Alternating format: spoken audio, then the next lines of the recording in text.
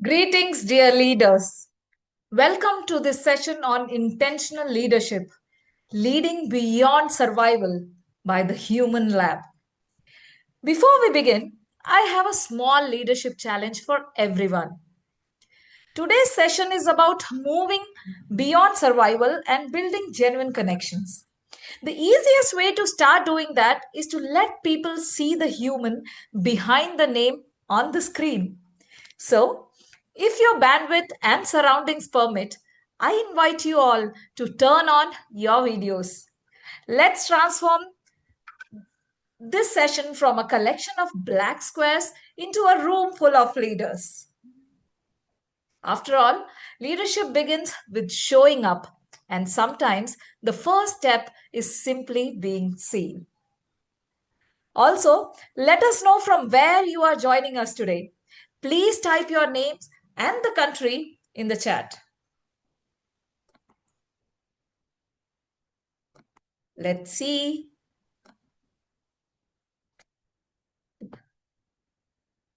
We have Craig joining from Canada, Furet from Philadelphia, Susanna from Macedonia, Iram from Pakistan, Ray from USA. We have Gada from Canada, Nelly Kenya, Mohammed Parvez from Qatar, John Ojefo from again USA, Leah Minja from Tanzania. We have members joining from UK, Nairobi, Canada again, Georgia, Vienna, Austria. Wow, amazing. Keep it coming, leaders. London, Jamaica. Amazing. So we have members joining us from different parts of the world. Amazing. I am Dr. Ashwati Rajan, instructional coach and a skill development mentor from India. I will be the MC for today. And if you have any questions at any point of time, please feel free to type your question in the chat box. I will make sure that all your questions are answered by our speaker before the meeting ends. Now, take a second and think about the last hard call you made as a leader. Was it driven by clarity or by reflex, by purpose or by the quiet need to protect your positions? Here's the truth. Most of us were trained not by choice but by survival to lead from fear dressed up as strategy. Today, we are going somewhere different.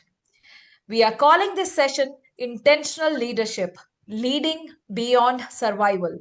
And it's not about adding another leadership model to your toolkit. It's about something far more fundamental, the shift from leading on autopilot to leading on purpose. Whether you are a leader, leading a team, or about to step up into that role, this 2 hours long conversation is built for you. So let's begin. We had all like to believe we choose how we lead, but under pressure, our wiring tend to choose for us. And its first instinct is almost always survival. Protect your status, take the shortcut, hold on to control. Our next speaker has spent nearly 3 decades studying that gap, the distance between the leader we intend to be and the one who actually shows up when it's hard. Brahm Memone is a leadership architect and master coach and the founder of the Human Lab, a body of work devoted to moving people and organizations from value extraction to value generation. He is also a 3 time distinguished Toastmaster and the founder of Leadership Speak, one of the most advanced clubs in the Toastmasters world, with members across dozens of countries. Today, he is going to challenge how we lead, what drives our decisions, and how we move from reacting on our instinct to leading on purpose through service, excellence, and connections. So, let's give him a warm welcome with his session, Intentional Leadership Leading Beyond Survival. Please welcome Brahm Memone.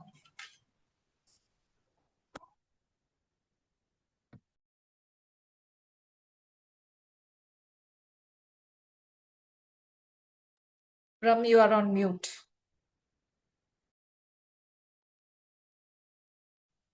Thank you very much. Is my sound great? Yes. See, here's the Perfect. thing. Most leaders are not really leading. In different organizations that I've been in over many, many years across 3 different continents. Plus, of course, if it is a service-oriented, volunteer-based organization, that thing gets even more watered down. Most leaders, however, instead of leading, they are really reacting, as you've heard from the MC. Their roles are more of a performance than a presence of a leader.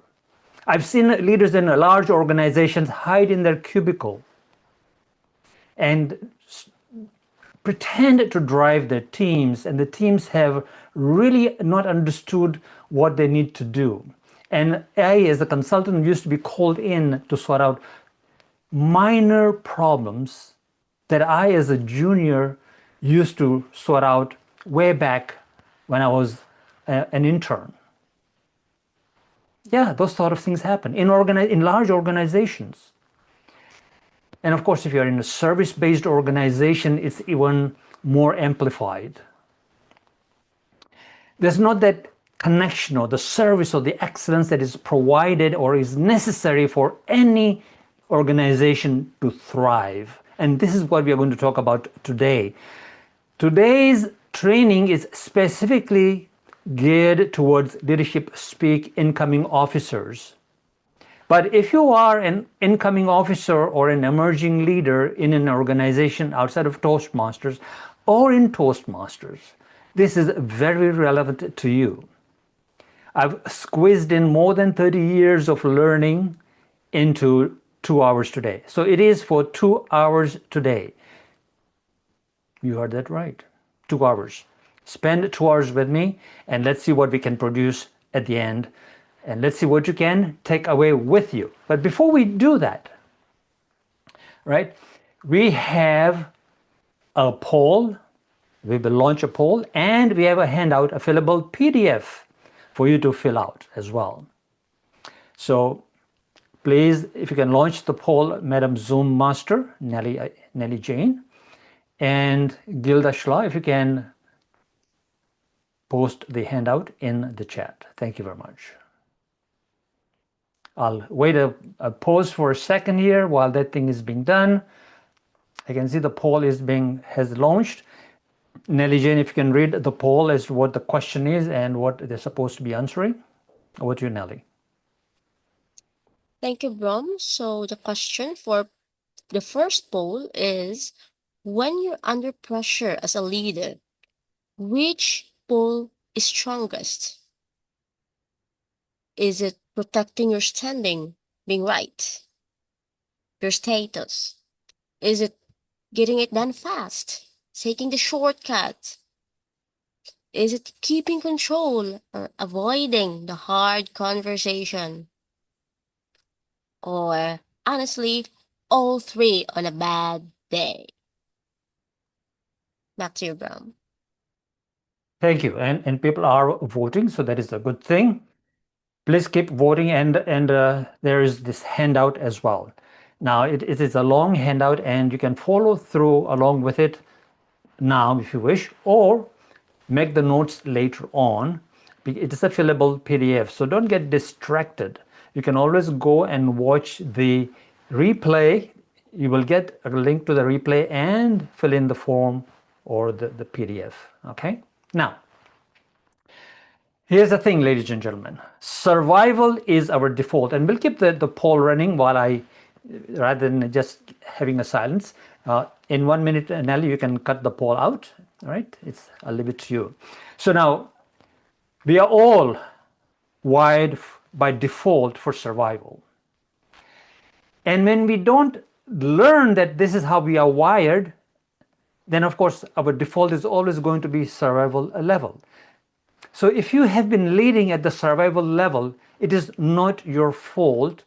It is the fault of the system that took care of us and put us out into the workforce or out into the world and say, here, go there, now go succeed. And while they want us to really succeed, we are striving and struggling in survival mode. All 8 billion people are wired for survival. You're not alone if you're making mistakes and you're messing up. You are not alone. Every one of us is wired the same way, and therefore we should have empathy with each other and let go of control. We'll get to that. So, here's the thing, all right? You really have to realize that our brain, that thing there is very ancient. It's like a few 100,000 years old, the way it is currently formed in our brains. The thing is, when a baby is born, its brain is not fully grown. Would you believe it? Our heads are so big to be able to, for a mother to give birth to her child, the head has to pass through the birth canal. So the brain isn't fully developed. It grows afterwards much, much more. Until they have found, until the age of about 25 or so, the brain is still developing. And those neural connections are being made. So we have a very long period of time of really maturing our brains.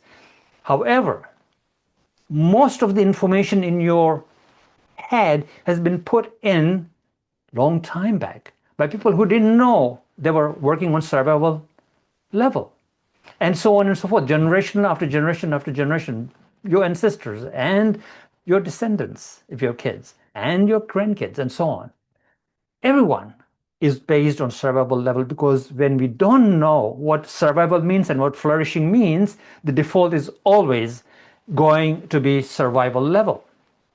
It's crucial to remember that. This is really biology and anthropology, or evolutionary psychology, all right?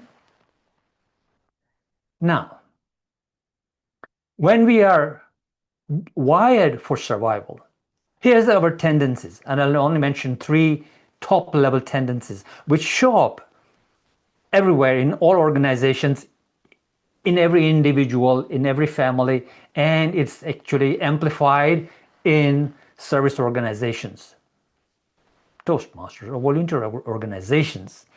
And the one thing is hierarchy. We are all hierarchical in nature. And so hierarchy leads to seeking status, right? Titles, recognition, validation is key for a human being to survive. But we really seek it at the cost of everything else, rather than as the back end, we put it on the front end. And that becomes a problem. Now we are pursuing something different than what we really ought to be doing. The next thing is, of course, because things get very stressful and we are struggling and striving because we didn't know that we are embroiled in a survival loop and circle, and it's really stressful, we resort to expediency or certainty, all right? We take shortcuts, right? Attention deficit, the busyness that you have, you're busy, you've got 20 different things, and they're not even on your calendar, and you're running around like a headless chicken. If it doesn't end up in your calendar, how do you know what you're going to be doing? You're missing out being self-directed right from the beginning, right? Leadership speak. If it's not in your calendar, it doesn't exist, and you're supposed to be doing something, you will miss. And people then therefore take shortcuts. And from that, they want certainty, so they'll just do whatever they need to do. And of course, our brain, we are all, any sentient being actually is territorial, and territorial means control. We try to control everything. If we have this narrow perception, we sort of try and fit everything in that narrow perception. This is the only way. I know this, so this is right, and everything outside of that is wrong. And therefore, we begin to control everything, our processes and how we do things and how people perform. And we start to perform rather than being present. And so control ensures that the hierarchy is maintained, that if you're on the top of the hierarchy, you want to remain at the top of the hierarchy. If you're at the bottom of the hierarchy, you want to climb up the hierarchy. It's just human nature. 8 billion people are doing that unconsciously every day. Okay? So remember, if any of these things is what you've been doing, it's because you didn't learn the other things that we are going to talk about. That's why you are in this training for 2 hours with me, and hopefully you now all have the handout. We will repost the handout for those who came a little later, say in about 15 minutes. So Gilda, in about 15 minutes, time yourself. We can post the handout again for the last time. Okay, so now, ladies and gentlemen, what does this lead to? If this is all at the unconscious level, it's at the substrate level. Substrate means below the surface. What are we going to be doing? How do we really lead, right? How do we really lead? What are we going to do? What is the strategy here? Now, a lot of you are Toastmasters, so I'll address something here. In your club success plan, and I'll mention that again, but I want to mention that now. If you're a brand new officer or you're taking over next year, even though you're an officer this year and you're an officer next year, what are you going to do? You're going to create a club success plan, and a lot of people spend a lot of time on conflict resolution rather than how to connect. I'm saying this now because that is my pet peeve in different organizations that I have consulted in, and in over a dozen Toastmasters that I've been in, where it's even more amplified. So leadership is about becoming aware of our impulses, right? And how do we become better at flourishing? And these 3 strategies we are going to talk about. So how do we convert this hierarchical status thing that we are floundering in, right, into status and service, right?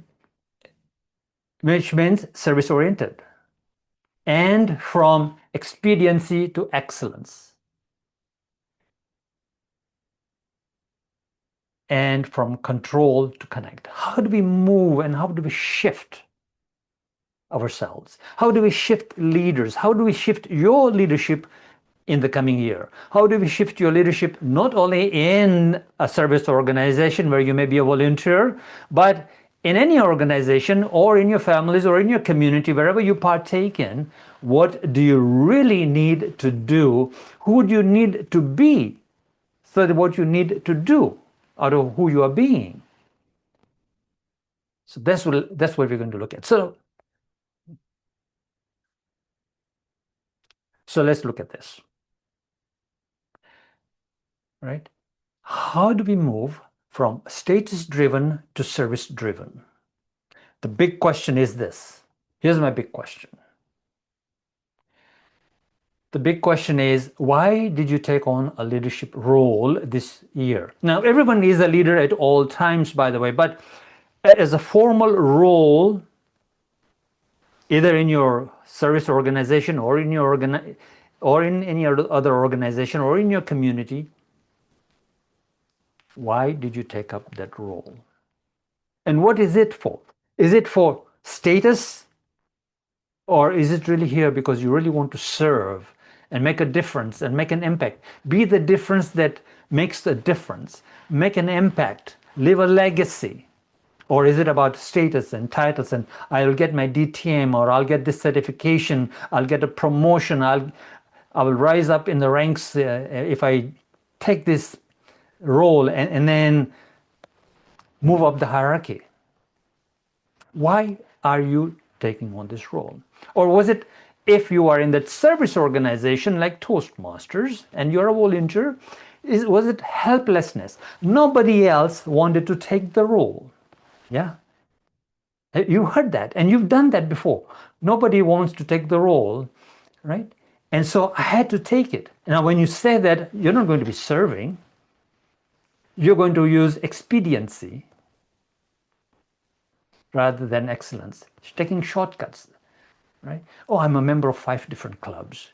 I'm a president here, VP of education over there, area director over here. Have you heard of that? I hear that all the time. Helplessness. Oh, I'm helping. No, you're not helping. You're getting in the way. If you don't have the right frame of mind, if you don't spend the right amount of time doing what's necessary, if you're not serving, truly serving for excellence, then it's helplessness, really. And you're spreading helplessness. You get the picture, right?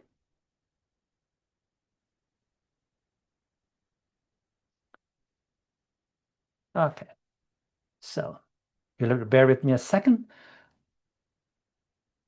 So that was the big question. Now, ladies and gentlemen, like I said, we are all wired for hierarchy. Now, when we are wired for hierarchy and status, the first thing is it's our disposition.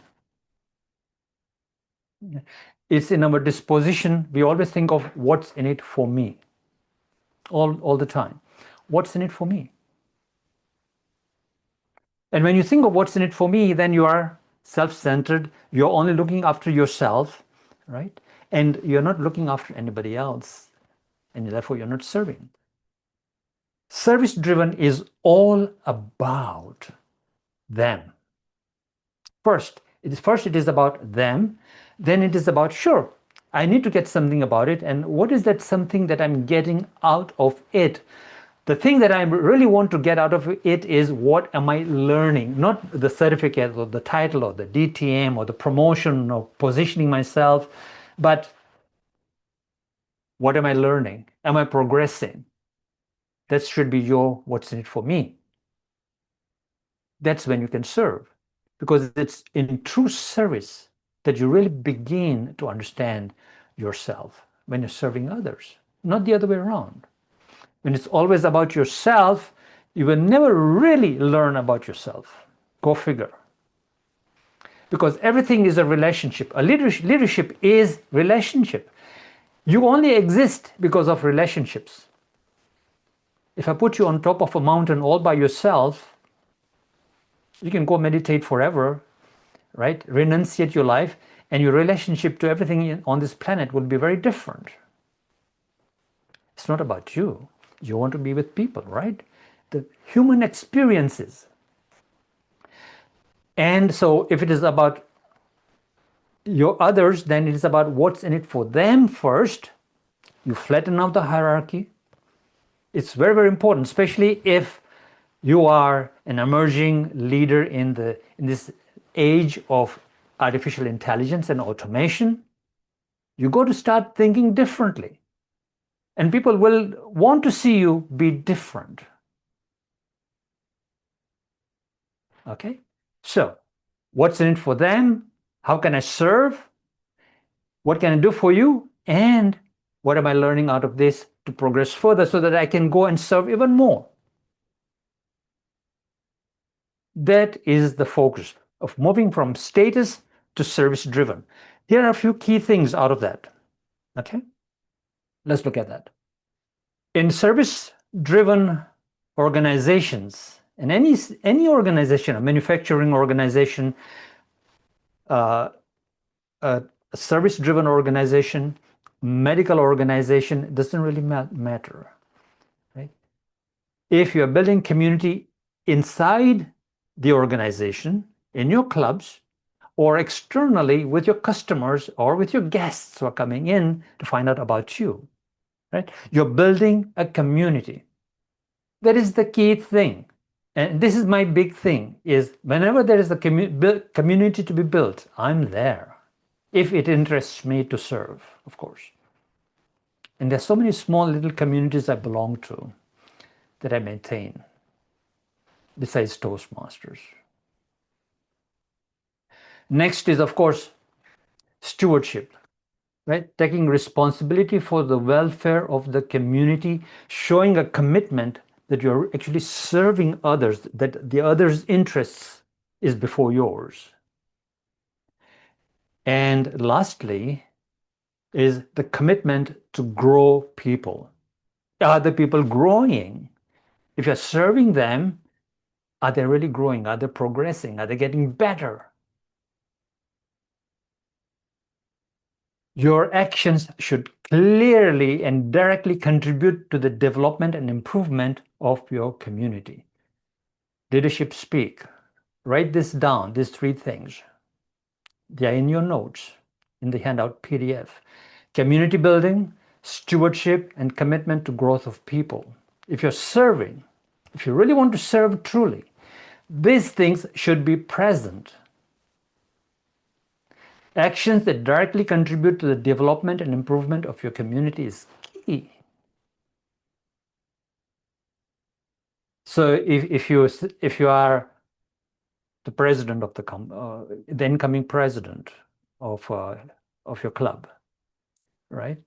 And you're not focused on the betterment of the community. You're not taking responsibility for the welfare of the community. Your actions are not directly contributing to the development and improvement of the community.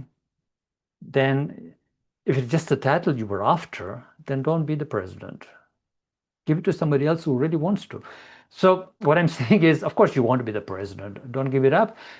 Shift your thinking. If your thinking wasn't clear, now is the time to shift your thinking to clarity. Okay? In any organization, whether you're working in a billion-dollar organization or in a community that is all volunteer-driven, this is the key.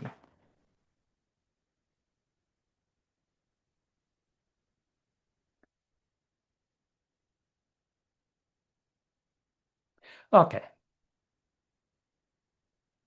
So, you serve by stepping into ownership and stewardship. And how do we do that is, of course, the key thing in growing community, in serving the community, in developing a community, is that you add value, right? Sometimes go that extra mile. Those leaders who stand out in any organization, always adding value to the people they are leading, always. And they sometimes go that extra mile. Rather than saying, this is not part of my job description, sorry. Oh, nobody told me, so I'm not doing it. You're waiting for somebody else to do something, you're not adding value. You're not going that extra mile, right? So what you got to do is you got to move from performance, just doing my role, to actually being present to the people. What do they really need? On the surface, if you're in Toastmasters Club, they came here to learn how to speak. Okay, here's the agenda, and here's a meeting. Come and speak. Oh, here's an evaluator.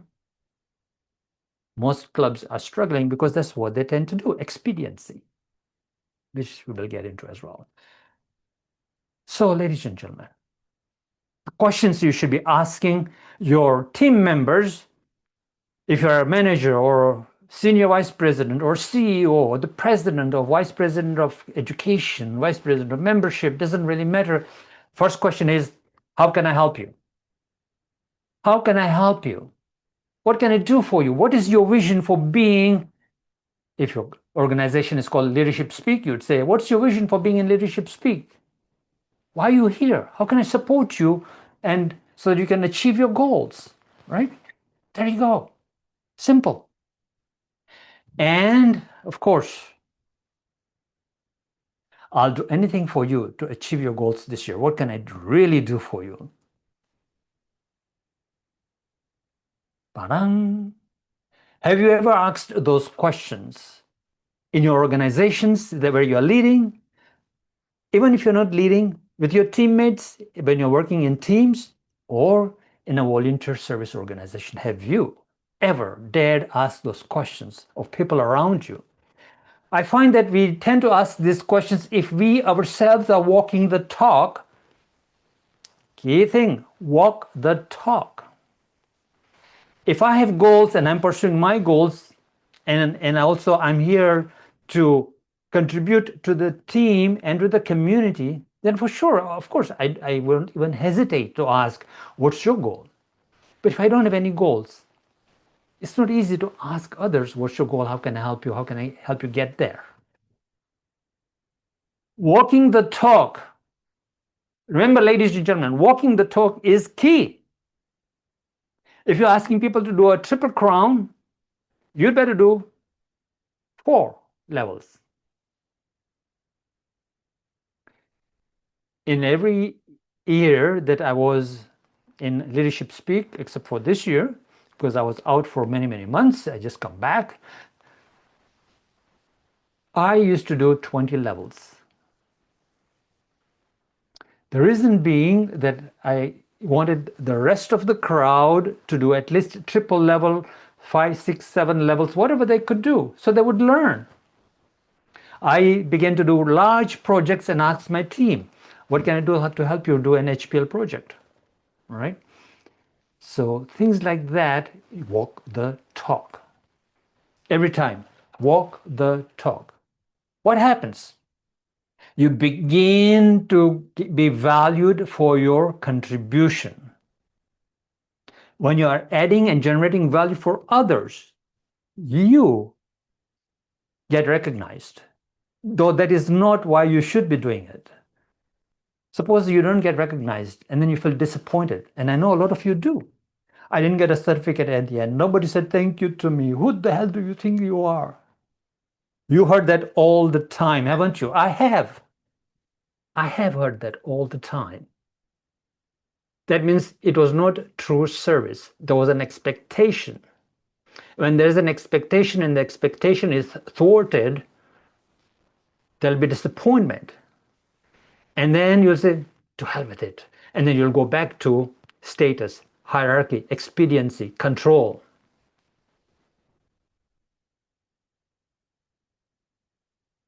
I made my point, right? Good. So, here's what Albert Schweitzer said. Simply put, he said, I don't know your destiny. I'll read from the slide over there. He said, I don't know your destiny, what your destiny will be, but one thing I know, the only ones among you who will be really happy are those who have sought and found how to serve. Albert Schweitzer. Okay? Look it up, who Albert Schweitzer was. Later, of course. And of course, this thing is on your handout as well, so don't worry. There's a quote on a separate page. All right, ladies and gentlemen, let's move on to the second one. Shift number 2, from expedience to excellence. And how do we shift? Taking all the shortcuts, now you know why we take the shortcuts, right? And I've explained already. So now, clearly the first thing, right? Clearly the first thing you learn is how to avoid this situation. I've seen over and over in Toastmasters so many shortcuts that it shows up in the meetings in the end, where the meetings are not run correctly. In organizations, meetings are not run correctly, or the meetings, people meet just for the sake of meeting, and they waste a lot of time sitting in meetings rather than actually doing the work and actually connecting with other teammates and creating an outstanding amount of cohesion and becoming a high-performing team. Instead, they're sitting in meetings trying to avoid blame and making sure that they word it in such a way that they're blaming somebody, but it doesn't appear to be blame. You've seen that all the time in organizations. I see that all the time. That organizational lingo, the words they use in organizations, right, is they're telling something and yet they're not saying something. And then you have to guess, what is it really telling me, this idiot, right? So, ladies and gentlemen, here's Aristotle. We are what we repeatedly do. Excellence, then, is not an act, but a habit. Choose your habits wisely. There you go. This was an observation by Aristotle 2,000 years ago. Okay? 2,000 years ago, this is what he observed. Excellent isn't performance, it is really lived, right? It is really within you as a habit rather than as an act, which means only one time when, the international president is visiting, the CEO of the organization is doing a walk around. I behave and do my work and appear to be like a high-performing individual, right? So that's an act. Habit is whether you are in your home, whether you're in your community, doesn't matter where you are, you're always exemplifying excellence. How you dress up, how you show up, how you talk to people, how you shake their hands, how you shine your shoes, the clothes that you wear, how you come across others. Everything that you do makes an impression, right? So, excellence is not a performance. It is lived. Okay?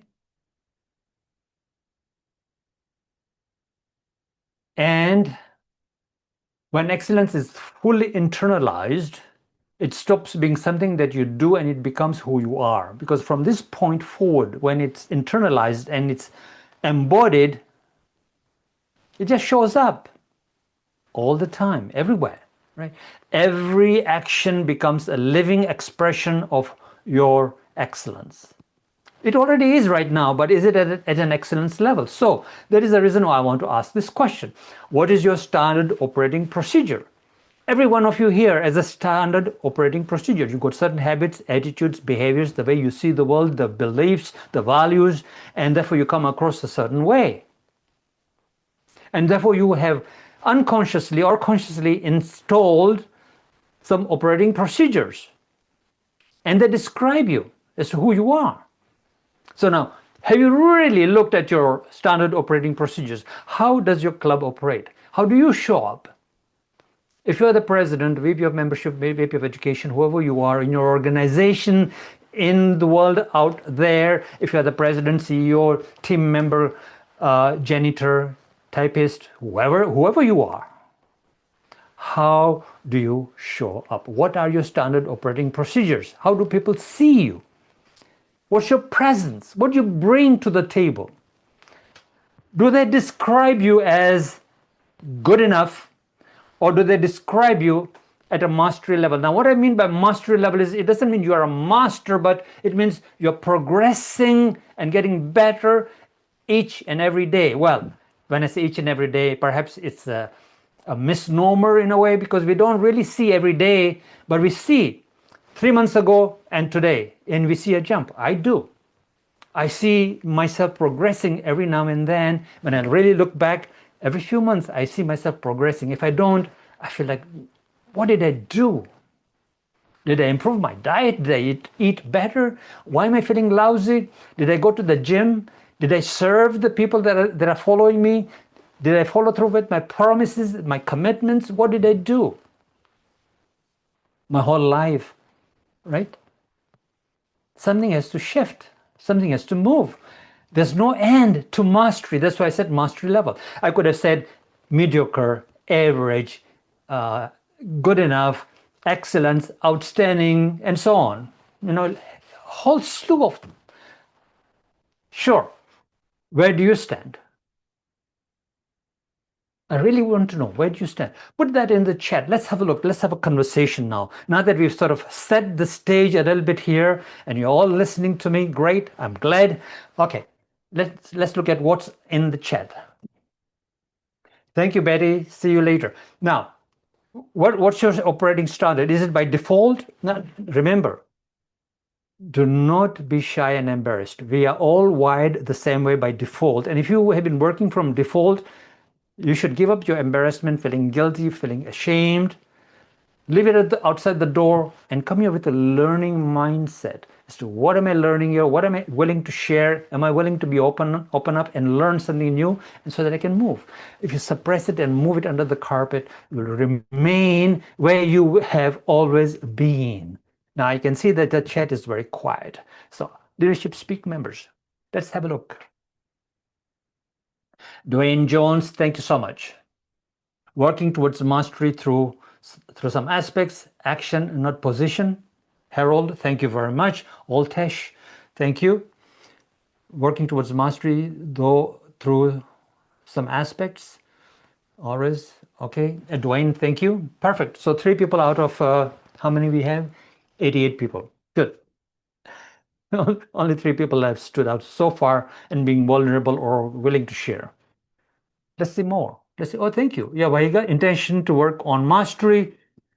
Verona, always seeking opportunity to learn and grow. Perfect. Okay, 4 or 5 more out of 88 people. Wow. Come on, guys. You are here not just to listen, you're supposed to be in action. This coming year is supposed to be your year where you really excel. Okay? At the end, I'm going to put a feedback form. And in that feedback form, if you want to learn something else and something more, put that in the feedback form. These are the other things that I want to learn. Please help me. It's part of being excellence, right? Help me, assist me, mentor me, coach me, and so on. So, Kanav, good enough in some aspects, trying to be at the mastery level. Nelly Ayoda, working towards mastery. Perfect. Okay, good. I'm glad that at least some people are getting engaged. Others, hopefully you're all warming up still, trying to put your head outside the shell and think it's safe enough. It is safe. I know how we're all wired. I'm a coach and I coach leadership, and I work in large organizations and with individuals all over the world. And I've been around for a long time. I've been in the workforce for over 50 years. Guess my age. So, no need to. All right. Okay. So, Suzanne Rondeau, open door to opportunity to mastery. Thank you very much. Okay. Good. I'm glad that people are getting engaged. Just get engaged right now, because engagement is key to transformation. All right. Even at this level. And at the end, we'll have Q&A, or post your questions now. If there's a relevant question, I will answer it now as we go along. So, all right. So here's the thing, ladies and gentlemen. Excellence is structural integrity. It means it is embedded in the system. It's part of the structure. It is not existing as something that's done once in a while, right? So true excellence is internal. It's not situational, right? And you don't perform selectively based on visibility at all. How does that show up in a service volunteer-based organization or in a large organization out there in the real world? Is your meetings always start on time? Meetings have agendas. Meetings have people who know what they're supposed to be doing in that meeting. Meetings are run in accordance with Robert's rule of order. Actually, all meetings are. If you didn't know, they are. So, but don't stress about that. Role players know and understand their roles and what they are supposed to be doing in an organization, what they're supposed to be reporting on, what they're supposed to be taking away from the meeting. And if it's the service organization, speakers understand that and what they're supposed to be doing and speaking, and they've practiced beforehand and incorporated prior feedback that they've received into their speech that they're going to do. The grammarian knows their role, the counter, the quiz master, the toast master of the day. Everyone knows their role. They've been mentored before they came in the room, especially if they've been new members. Okay? So, true excellence is internal, external situation. You don't downgrade quality because no one will notice. Whew. Because no one will notice, right? People do that all the time. No one will notice it. Let's just squeeze this thing in. People notice. As soon as you walk into a room, you notice the room. You get that blast, right, of the energy that's in the room. Whether it's in the Zoom or it's in a physical room. It's just automatic. It's inherent. It's our survival brain scanning unconsciously and saying, what's this room about? Am I safe here? What can I do in this room? Is it good, okay to speak or not okay to speak? Our brains just work that way. So don't downgrade quality because no one will notice, because people do notice. Right away, they do, unconsciously.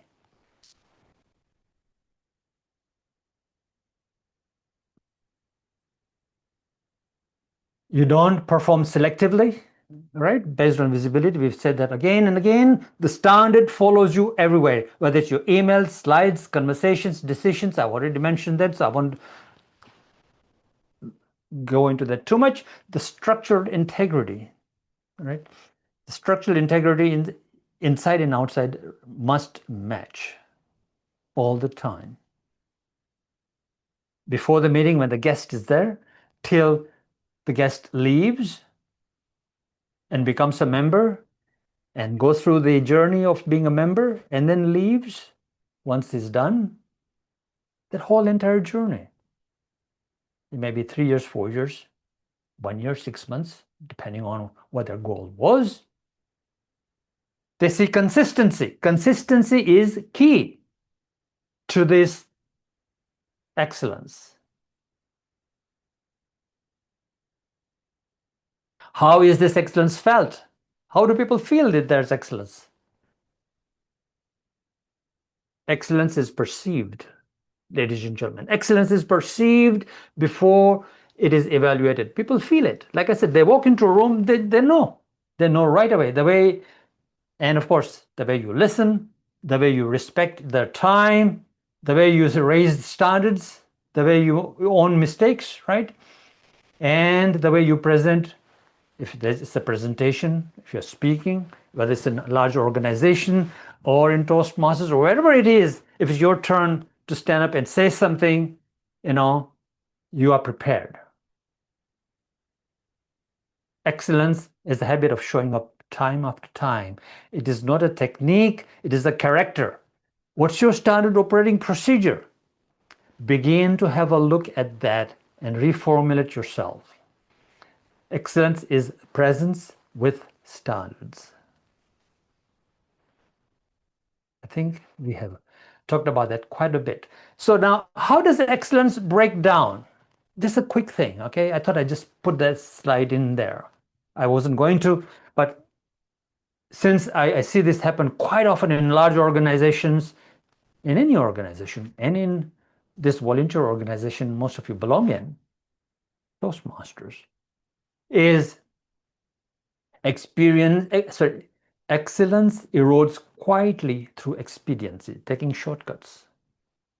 Because you're stressed, you're striving, you're surviving, and you don't know that that's what you're doing, right? And you're trying to keep control of things, and you're trying to handle stuff, and you're busy everywhere. Leadership speak. Note that, right? So that busyness, that activity with that key direction of what is the direction of my life? Where am I going? What's the vision? And is it consistent with my vision as to where I am and what I'm doing? Am I myself aligned? When you're not aligned, nobody wanted to be the officer, so I took on the role. And therefore, there's expediency everywhere, and there's no alignment, and there's burnout, and you keep saying, oh, I'm burnout, and I didn't get recognition, and all that happens all the time. Diffusion, too many priorities, you're all over the place, and we live in an economy of distraction. Everything wants to distract you because they want a piece of your mind. They want your attention. It's an attention economy, actually. Whoever gets the most of your attention wins these days. So, are you distracted by so many people trying to seek your attention?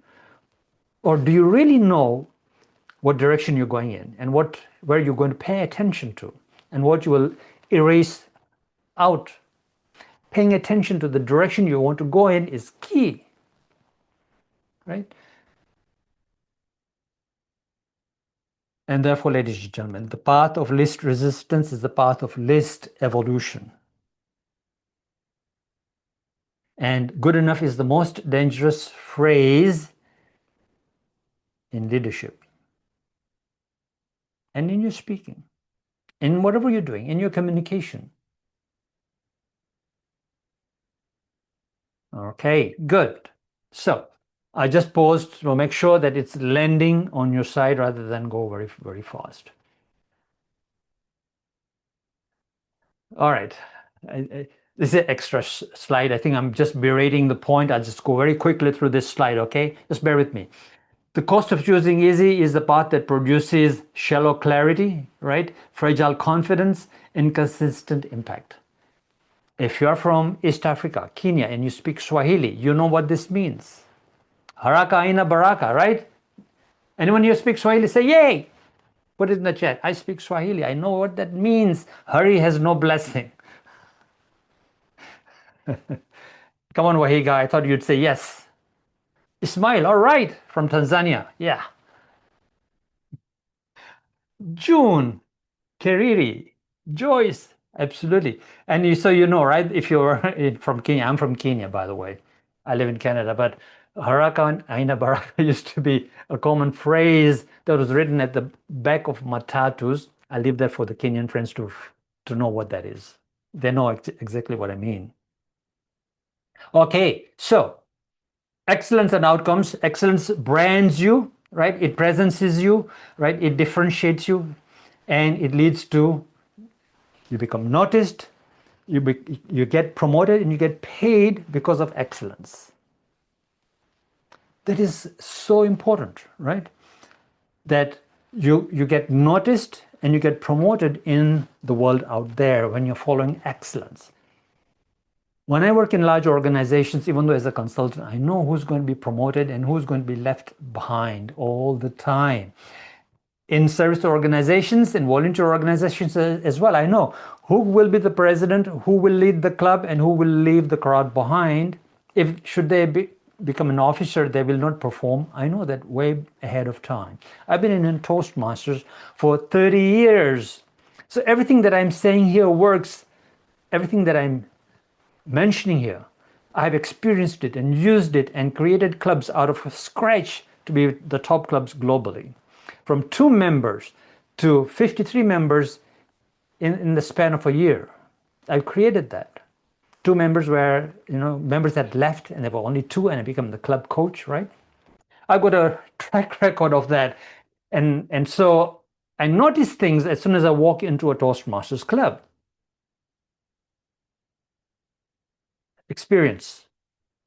All right, so that brings me to the guest experience, which is another of my huge pet peeve, because most clubs here are struggling for converting, first to get guests in and then converting them to members and then retaining them. And begins with as soon as the guest walks into the room. Pay attention. I'm going to tell you a couple of stories here from experience. Now remember, I can walk into any club. I can walk into any, this is not boasting, this is my track record.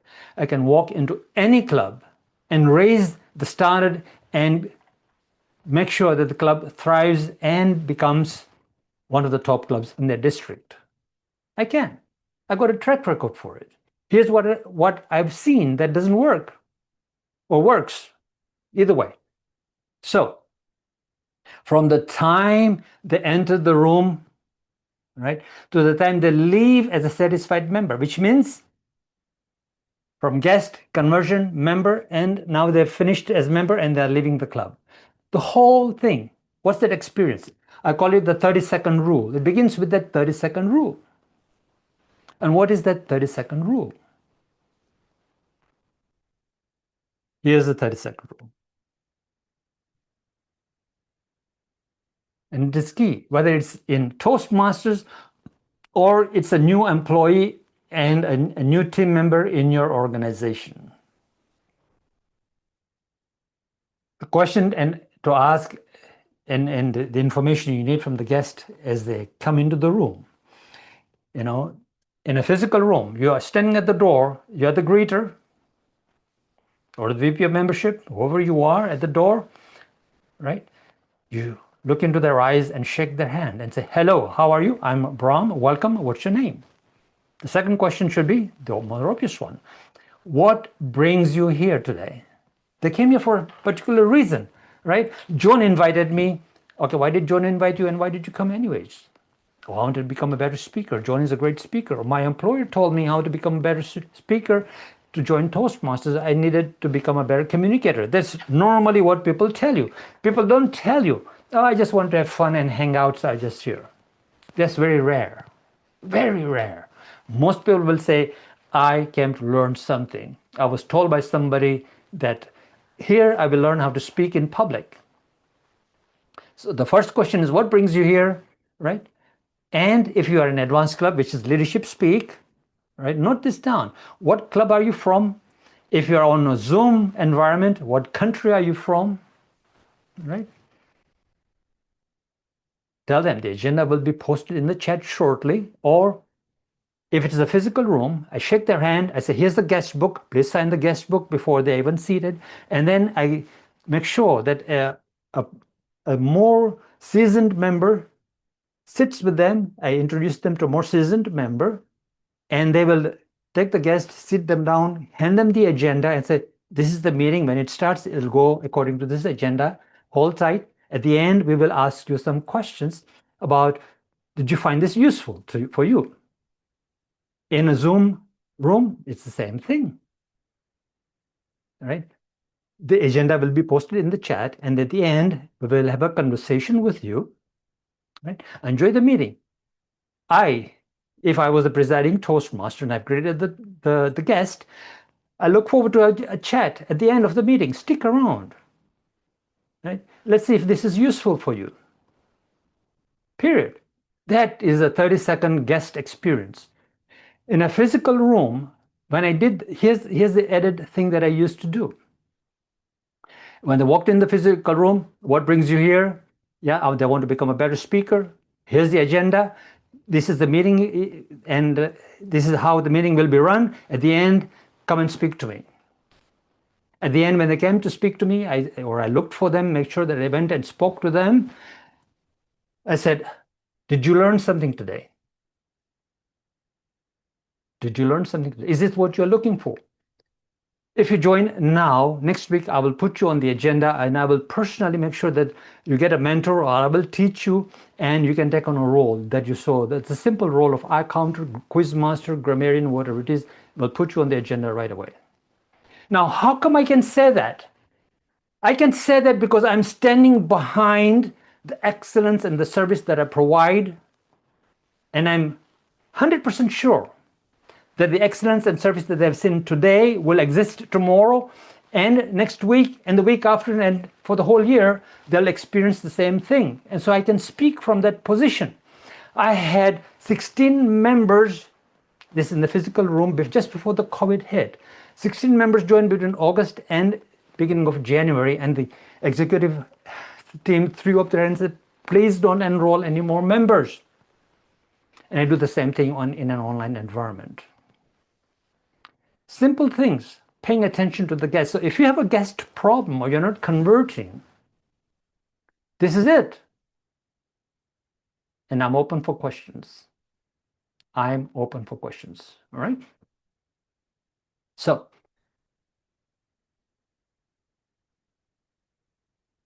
guess what? Ladies and gentlemen, I've solved your guest problem and membership problem, haven't I? In 2 minutes. All you got to do is take it and use it. And there have been clubs that have taken this and used it, and they've grown their members. Why do I know? Because when I've met the people who've done that, they come up to me and said, thank you for teaching us this. Our membership has grown tremendously. They come and tell me. In my own district, in District 86, people come and tell me. Because I've been training for a long time. Excellence brands you, right? Average performers optimize for comfort. High performers optimize for capability. Transformational leaders optimize for evolution. Those are the three differences. If you're average, you're going to go for comfort. If you're just good enough, is your standard operating procedure, you're just going to go for comfort. As a high-performing individual, you are looking at the capability. But as a transformational leader, somebody that wants to transform and keep progressing forward, actually move forward, not just high-performing, and becoming perfect at things, but progressing as you go along. Then, and only then, you are a transformation leader and you're really looking for an evolution within you. When you are evolving, people outside, within you and around you will evolve to where you want to take them to.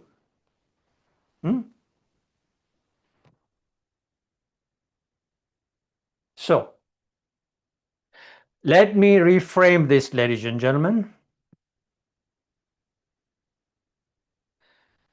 We looked at two things, right? Service and excellence so far. These are the key foundational things that we need to install in any organization. Now, I always keep mentioning organization because it doesn't really matter what organization you're from. Toastmasters, non-Toastmasters, whether you're in manufacturing or you are in a service industry, it really doesn't matter. These are key because I've had successes in both types of organizations, and I'm talking from experience, right? Service and excellence are not merely desirable qualities, right? What are they? They are foundation upon which anything meaningful and enduring is built. Service ensures that what is being built creates value for others, while excellence ensures that the value created, right? The value that is being built is of the highest standard possible. Now, there you go. See, the two things are right there on the screen for you, okay? In summary, this is key. I think it's in your handout as well, okay? So don't worry, it's there. And therefore, this diagram is on a certain page. I forget what page, 6, 7, I don't know. But this is there, so I won't berate this. But I thought I'd just put it on the slide here. But it is in your handout. It's a very important thing, and it says it's really laying the foundation. Is the two pillars of service and excellence that create the results that you really want in any organization. If you're not getting the results, or if you want great results, if you want to be one of those top performing teams and you want to become and pursue mastery, okay, these are the two pillars. Now, based on those two pillars, ladies and gentlemen, what happens is simply this. When your service and excellence present, and I had mentioned that at the launch meeting of Leadership Speak, this particular thing that I'm talking about, and we launched from launch to charter was just 1 week, by the way, during COVID times in an online platform. And there's some charter members of Leadership Speak right here. They'll tell you that's what happened. So when service and excellence are present, you're creating an experience. You are creating an experience for your guests. It could be a launch meeting. There's not a single member there except you are the founder. Okay? What are you doing? Is you're creating an experience, and this experience is of such quality. Experience of certain quality will create a certain type of engagement, right? So, with everything that we've talked about, when service and excellence is present at the level that I'm talking about, you create a certain level of experience where they really want to come back. They really understand what's going on here. They really understand that they will learn something. Like 16 members just before COVID time, in 4 months. And the club went from 20 members to 36 members or whatever. Just boom, like that. Or in Leadership Speak, we've had up to about 70 members from 35 different countries. Simply this box, which is missing in most clubs. experience, creating an experience for your guests and your members in an organization, for team members, for people who are working internally, and for your customers and people that you are impacting out in the real world. What is their experience? And if there's a great experience where they engage with you, let me give you an example, ladies and gentlemen. You go to a restaurant. Now, in the restaurant, it's a high-class restaurant, right? Like a dish is like $60 and you're feeling great that day, and you got your date or your wife, your spouse, whoever it is, and you take them out and say, I treat you to an amazing dinner. It's a great restaurant. This I heard from my friend. I've never been there. You walk in and they say, please wait to be seated. And you wait for 2 minutes and there's nobody there to greet you. And you say, this is an expensive restaurant. Nobody here to greet me. And everybody's busy over there. What sort of experience have you created immediately in those 2 minutes? Now, if somebody come in, greeted you within 30 seconds and said, dear ladies and gentlemen, sir, madam, whatever, thank you for being here. We'll seat you shortly. Can I take down your name? And please have a seat over there and we'll call you immediately. We are ready. And it'll take about 5 minutes. Would you like a drink at the bar? Is there a difference, ladies and gentlemen? And if your club isn't providing that to the members, if your organization is not providing that to the employees and to the customers, what sort of experience are you creating? And therefore, what sort of engagement will you get? It's crystal clear, right? Absolutely, it is crystal clear. So, there you go. Thank you, Gilda, for posting the handout and keeping track of that. And so when engagement is present, now let's go back to the service organization that most of you are from, Toastmasters Club, I believe. So when this is present, right, and this black box that you've never seen before suddenly comes to light, because this is what the guests are experiencing, they will begin to lean in to your organization. They want to be part of your organization. They want to connect with you. Because now this is an invitation to connect. And how do you connect? And if you already have members, how do you nurture those connections? If you are an organization, how do you connect with human beings, treat them as human beings in your team? And how do you connect with your customers? And how do you nurture those connections internally and externally? Important. Now, I'm going to talk about what are some of the, besides what I've already talked about, this is my pet peeve as well, of what really gets in the way. All right.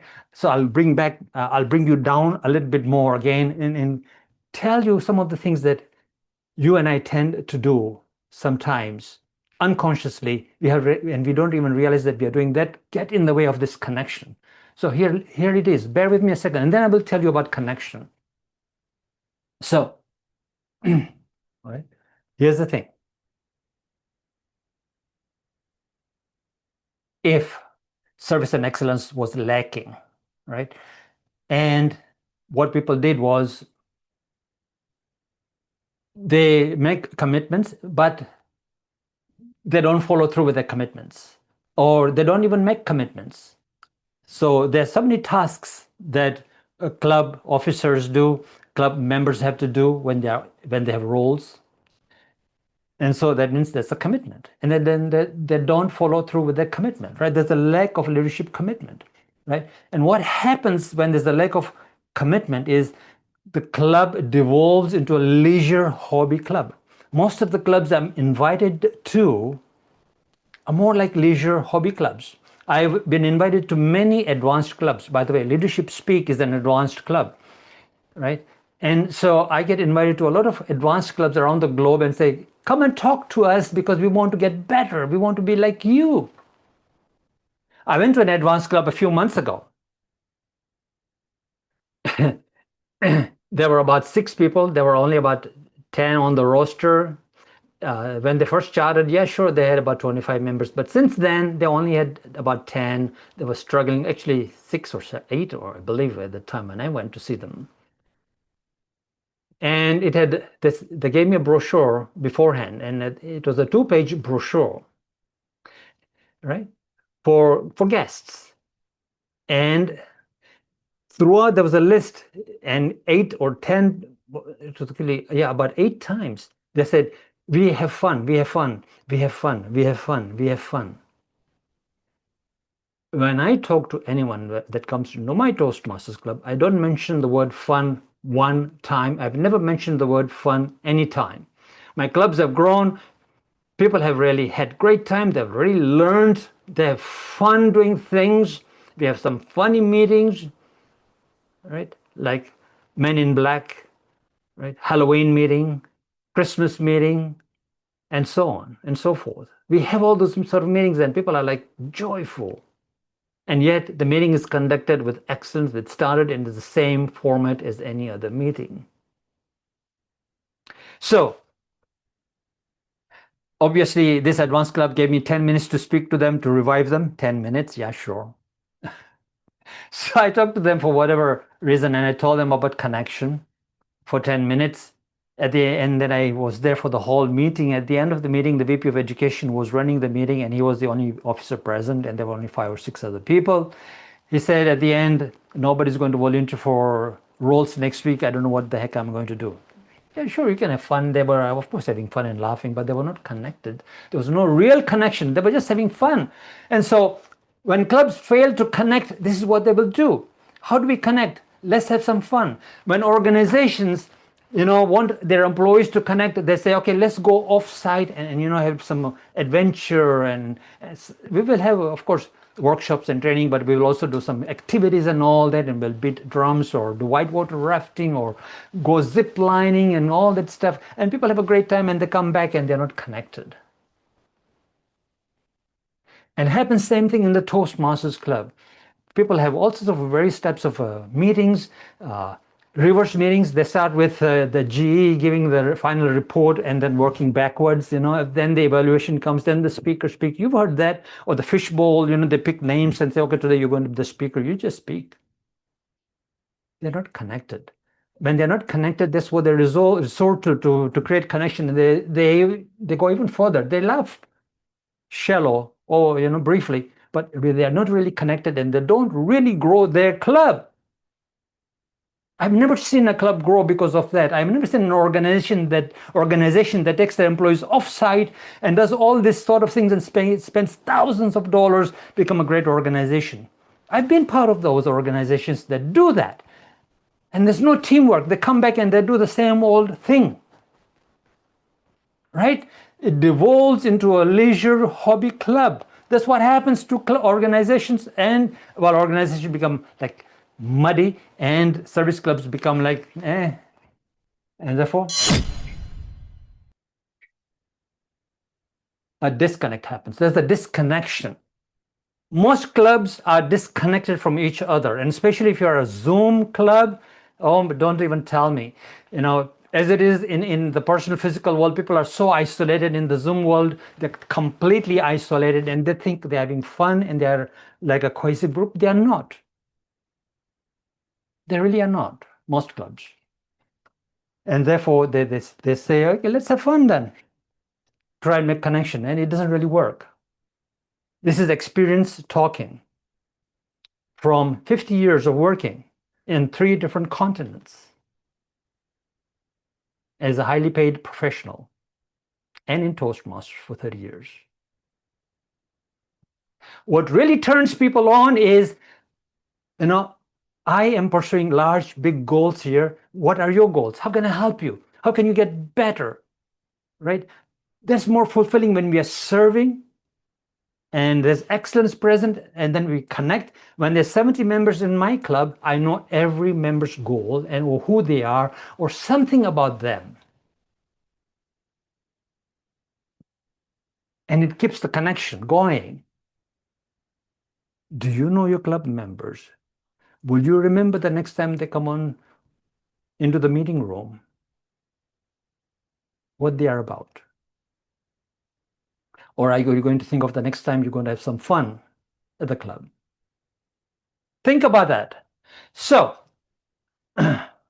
When service and excellence are weak, commitments are made but broken. I will do certain things by an X date. That date passes by and you haven't done it. You don't even tell anyone. When somebody asks you, can you do this? But you keep quiet and say, okay, I will do it by, or I'll get back to you by, or acknowledge that you've heard and seen the message. You don't even acknowledge, right? That breaks it right there. Have you done that? Timelines are missed, right?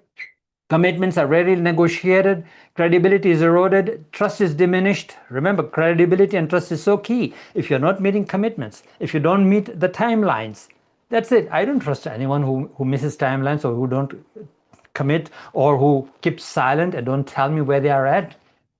If I ask for something and they say, let me get back to you, buy this, and I'll let you know a plan at that time, give me a day, 2 days, 3 days. And I know what our final deadlines are, and we'll meet those deadlines as well. Now I know I've got a high-performing team, right? Members lose confidence, and when they lose confidence in one another, what's the result? The result is weak teams have weak meetings, members are disengaged, and guess what? There's a high churn rate. Is there a high churn rate in your club, in your organization? Are employees leaving the organization? What sort of a boss do you have? What sort of boss are you? What sort of team member are you? Are you at survival level?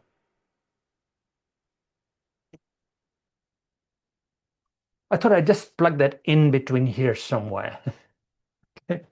But this is what happens, and you know it, and you've seen it, and you're probably experiencing it because the survival brain has taken over. Don't feel guilty, don't feel embarrassed, don't feel ashamed. You never were taught what really works. Here, this is what really works. Intentional leadership is all about what? Making the commitment, letting people know when people send you a message saying, yes, I've received the message, and let me get back to you in a day's time. I'll get back to you tomorrow at 5 o'clock, and you do. Sorry, I think I may not be able to give you the right answer. Give me another day. But we will meet our final deadline, so don't worry. Here, now that's following through, right? You establish a clear by when and date and time. That's always missing in most organizations. If circumstances change, communicate early. Commitments are never broken, only renegotiated, and recommit when by when, and follow through. This is all in your notes, ladies and gentlemen. This is just common courtesy. It's got nothing to do with an organization. It's got nothing to do with Toastmasters. It's nothing to do with anything. It's to do with being an aware human being. Instead of living on survival, is now becoming more aware and beginning to thrive. And we were not taught this. You were not taught this simple courtesy. Then here's the chance. Now you've heard it. Now you must live it.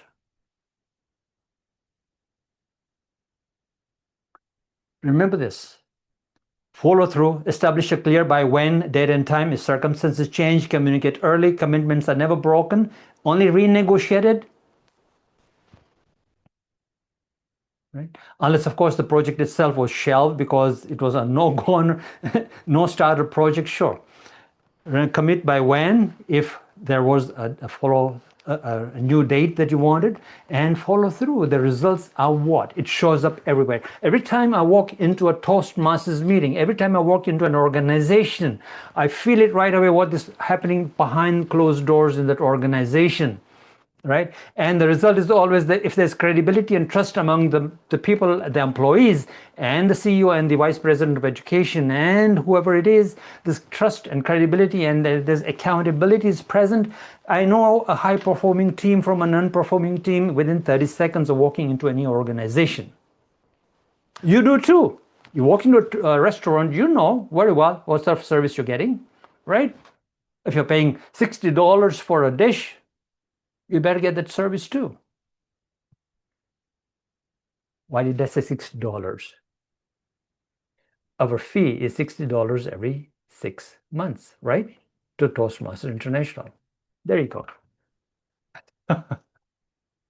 All right, so enough about berating this. Here, ladies and gentlemen, this is how we flourish, okay? Intentional leadership is this other thing. This is all about service and excellence together, combined. Besides all the other points I've mentioned, this is in the invisible that has to be made sure that you actually commit to. Especially in leadership speak, we are all self-directed leaders. What does self-directed mean? It means you know your calendar well. You know where you will be tomorrow. You know where you will be in 3 months' time. And it's in your calendar, the dates you will be producing the results you want to. It will be in your calendar when you're attending a meeting. It will be in your calendar when you'll be attending to something else. Common courtesy, which we never learned. Now we are learning that. And therefore we can become high performing and follow mastery. That is the key thing. So let's get back to this, service and excellence, right? Service and excellence creates an invitation to connect. It creates that environment. Now let's get back to service and excellence when that is present, right?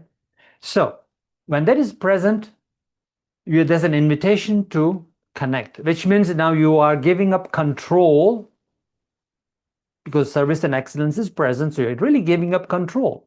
And when control is given up, connection is present, that invitation to connect is there, so your guests, your members, your customers, and your team members are all waiting to connect with you. And now you have to nurture those connections. Here are other obstacles to connection. Now we are actually talking just connections itself, like the human being to human being communication, right? Let's talk about that. Here's the thing. In most organizations, I said that in the beginning, they tell you things in organizations, there's this organization lingo, they're telling you something, yet they're not telling you something. And you don't know what they're really telling you. Just be clear. What are you telling me here? Be straightforward. Just don't beat around the bush. I don't know what you're saying, right? So in Toastmasters, what people do in service to organizations is there's always this fear of confrontation and conflicts, because we are supposed to create a safe, easy space. And that safe, easy space is supposed to be one where there's a lot of empathy and all that, right? And we have to be nice. That's what we think we need to do. And therefore, there's always this fear of confrontation and conflict. I'm talking about the human connection part, right? And so we are afraid to create any discontent or make any ripples. That's what we tend to do, because it's supposed to be a safe place and let's be nice, right? And so we end up being nice, disguised as empathy. And here's the thing, it shows up as, when a speaker finishes speaking, the Toastmaster of the day who's running the meeting will say, oh, great speech, amazing speech, wow, awesome. And when the evaluator stands up, yeah, great, amazing, awesome presentation. And so that people are afraid to say what they really want to say, or they didn't really notice. They have this filter through which they're looking at the world, and they really don't notice what's going on. Always wear an evaluator's hat 24/7, which means the hat of a person who's really giving great feedback. Here, this is what's working well. Here's where you can improve to get to the next level, period. Those are the things that you have to do. Put aside your disposition, put aside your emotional stance of reacting, and just look at it and observe without reacting, and then participate actively, not reactively, but actively participate in the well-being of the community. This is where we are at. Here's how we can get better, and this is what we're already doing great. Period. Right? Don't sort of coat everything in sugar. Nobody grows, but I've seen 99% of the clubs I walk into coated with this gooey sugar. It's like, ugh, when am I again going to get the truth about something that is authentic and say it in a manner that grows me? Of course, definitely, right? And so we think being nice, we either be nice or it's going to be confrontational. So we only know two things: just be nice, just be nice. Otherwise, oh well, that's going to be confrontation. So deep down, we always know when we remain still and really look at things, we know there's something else. And what is that something else? It's the connection is missing. That's the another aspect of connection, besides all the other things we've talked about, right? And therefore, there really is a third way. So, here are the two ways.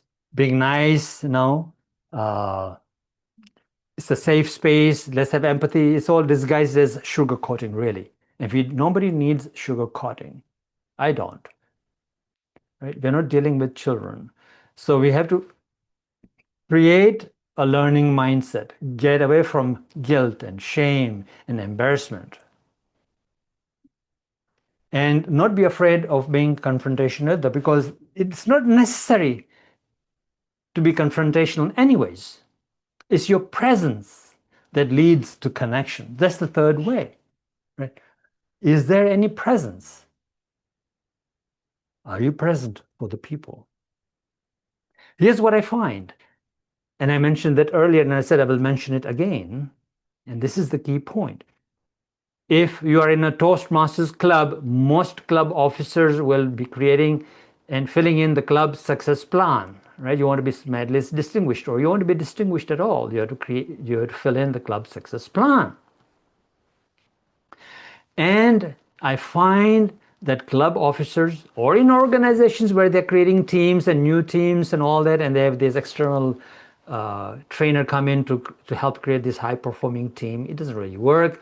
They spend a lot of time on how to avoid confrontations, or how to deal with conflicts, not avoid, how to deal with conflicts should one arise. Nobody spends time on how to create a high-performing team.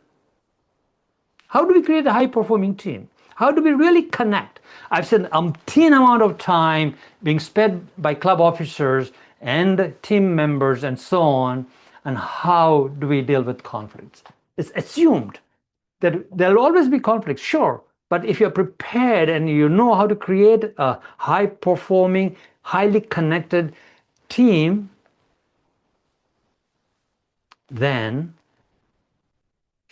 if a conflict does arise, is dissolved very quickly, because you're connected with other human beings and you wear the hat of an evaluator and say, this is where we are doing great, this is where you are doing great, and here's perhaps where we have to look at how can we do certain things so that it gives us the result that we really want. Because you're going to set those parameters, right? How many new members we want, how many guests we want, how many open houses we want, how many educational goals we want. It's in Toastmasters Club or in an organization, number of people that we will serve, number of customers, number of products sold, and so on and so forth, and the manufacturing and the quality of manufacturing, or the quality of our service, whatever it is that you're doing. What are those parameters? And how are you going to achieve those parameters? Is by human connection. Service, excellence, and human connection. And nurturing those connections.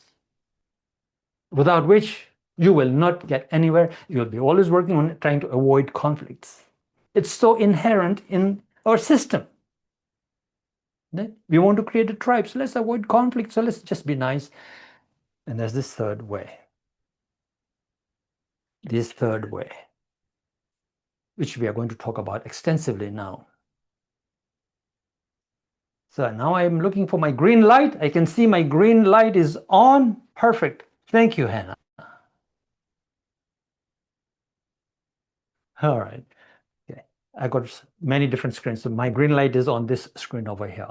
My other screen's over there. So if I'm looking here, that's because I'm looking at some other screens. Okay, so now, here's the thing. When there's an elephant in the room, what would you do? If you're being nice, you don't even perhaps see the elephant. Here's the Toastmasters meeting, right? There's the agenda on the board. All right, so which one of these individuals are you? The counter, grammarian, evaluator, Toastmaster of the day? Who are you? Anyways, so When you see an elephant in the room, what do you do? A, right? Do you say, I don't see any? Oh, what elephant? Oh, I don't see any. Oh, everything is great. Oh, awesome. You did a great job. Amazing. The club is going great.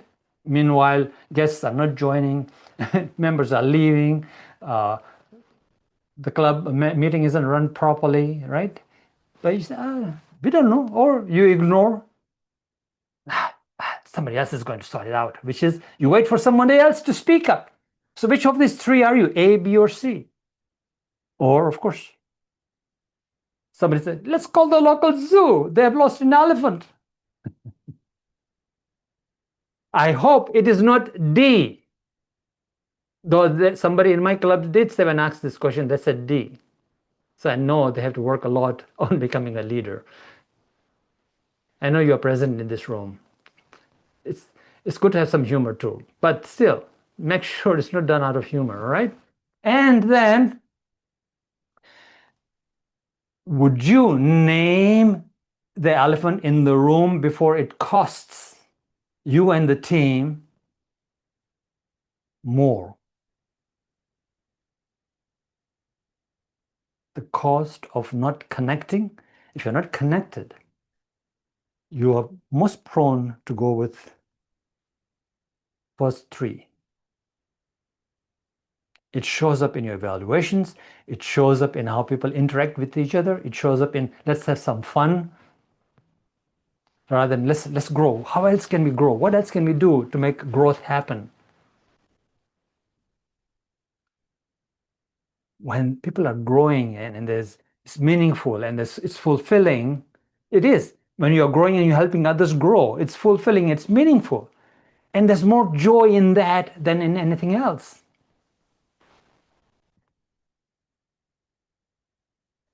Connection is really courage, therefore, because now you are coming out of, instead of trying to be nice and empathy, you still have that, of course, but how are you going to communicate, and how are you going to connect, and what are the circumstances under which you want to connect? Service and excellence, people lean in. Yeah, service and excellence is present, but now you want to connect and nurture those connections.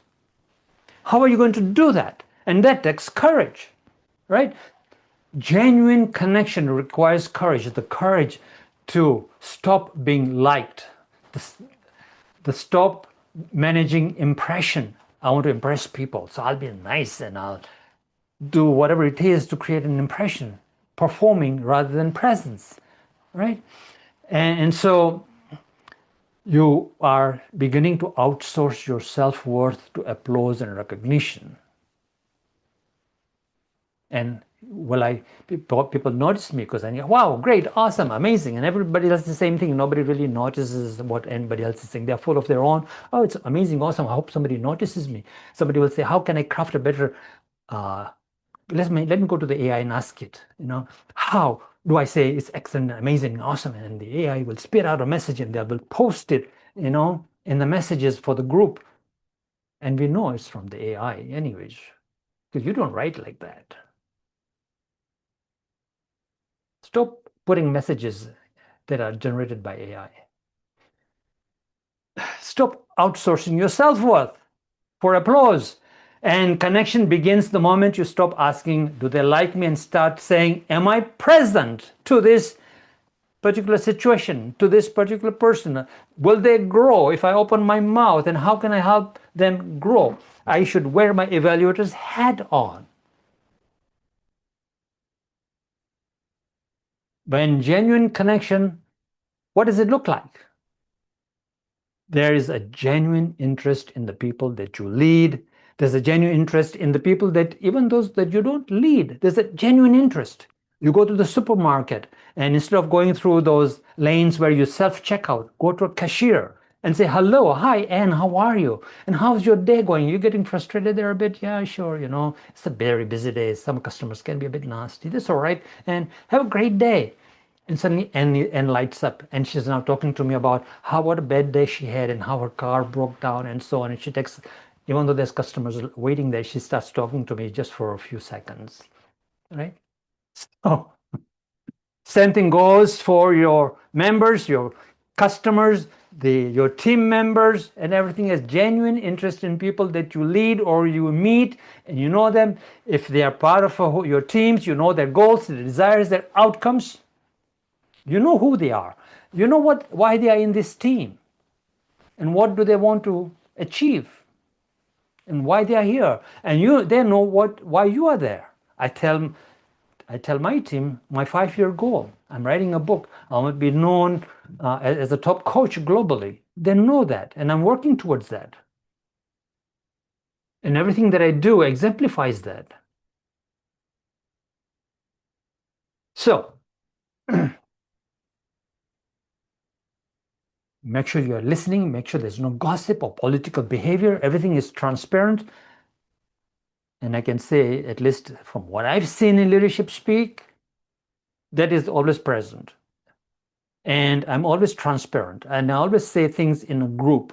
And I'm always saying to people, have a learning mindset. Don't get embarrassed. Don't feel guilty. Don't feel ashamed. This is all for learning purposes. I don't have one-on-one conversations. If it is a team, I have the team conversation in the team chat with the team, right? If I begin to have side conversations, then I'm again trying to be nice, trying to avoid conflict, and so on. And so that's what I'm trying to do. But I'm not. And transparency and honesty are key. And you hold people accountable without diminishing them at all.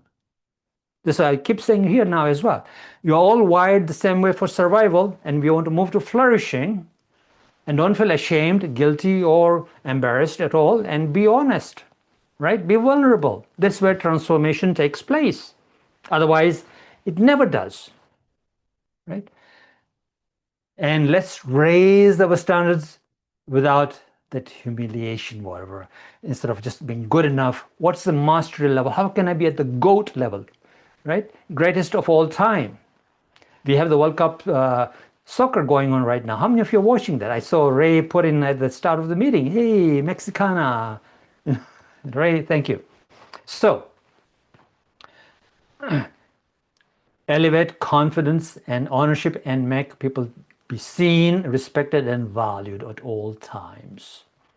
Connection is not control over people. It is presence with people and being with people. Being with people and knowing and understanding them. And it takes time, it takes courage. Will you have that time and the courage? If you're spread out thin, expediency, you won't have it. Because expediency is opposite of excellence. Excellence and service are the cornerstones before you can build connection. Right? So, ladies and gentlemen, so here's a quiz again, right? Read this line first, making people feel seen, respected, and valued. So what is it? Connection is the ability to make people feel, what's in the blank there? Seen, respected, and valued, right? Key. And they should know that you have their best interest in your heart, and you will make sure that they do get to where they want to go. That is the reason why they joined your organization. That is the reason why they joined your club. People join organizations not only to do the work and manufacture a widget. They join organizations so hopefully they can grow and learn and become better and progress. That's why people join organizations. At least that's what I do. I'm sure you do. Not only just for the paycheck. If it's just for the paycheck, you won't get far. It's like recognition, validation, certificates, right? Status thing. Or survival based. I just want to pay my bills, so I just take the job. Right? You got to really begin to look at things differently. So, what connect makes possible? Connection can, it's so important, ladies and gentlemen, connection can do what? It can elevate culture, right? Any culture. I can walk into any club, and I've raised the standard, I've raised the membership. I've got a track record. Any organization that I go to work for, immediately the team, we simplify the processes, the team comes together, they'll do anything for me, I'll do anything for them. Something important I just said. They'll do anything for me and I'll do anything for them. Within the confines of that organization, of course. Right? Will people do anything for you? Will you do anything for the people that you lead? Leadership speak members, executive team.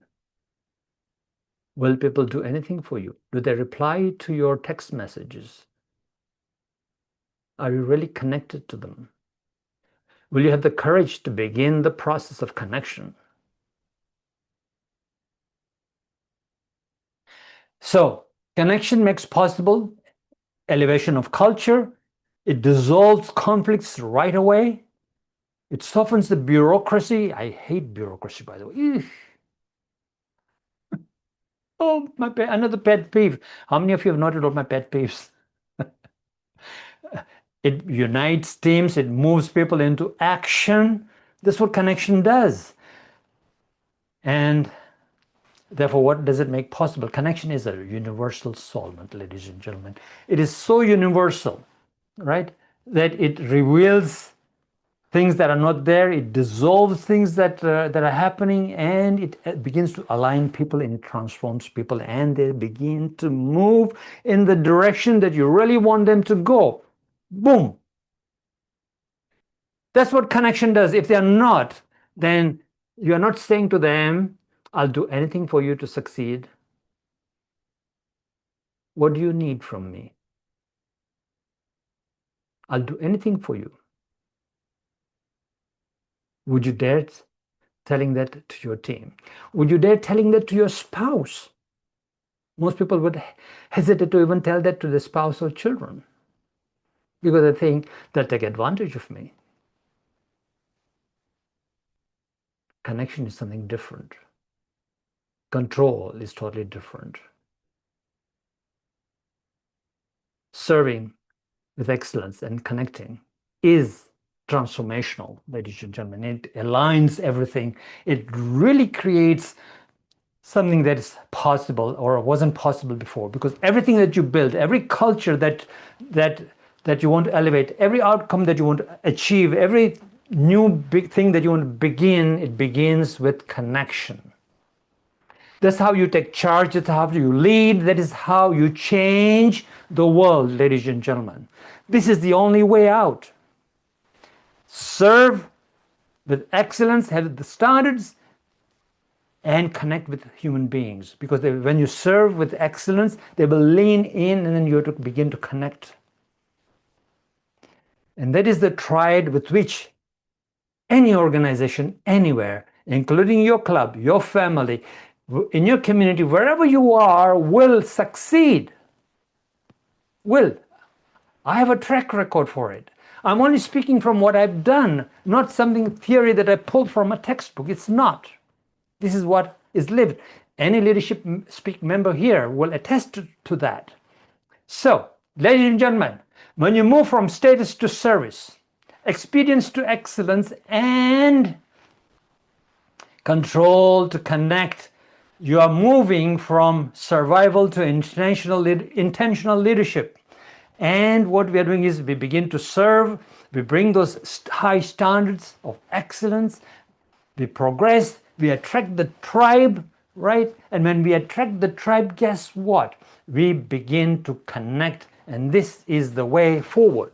And now, ladies and gentlemen, I will ask the Zoom master to launch poll number 2 and Gilda to put that feedback form in the chat. Ladies and gentlemen, this is the final of this presentation. I will summarize it in a second. I am open for questions and answers. Aswati, are there any questions?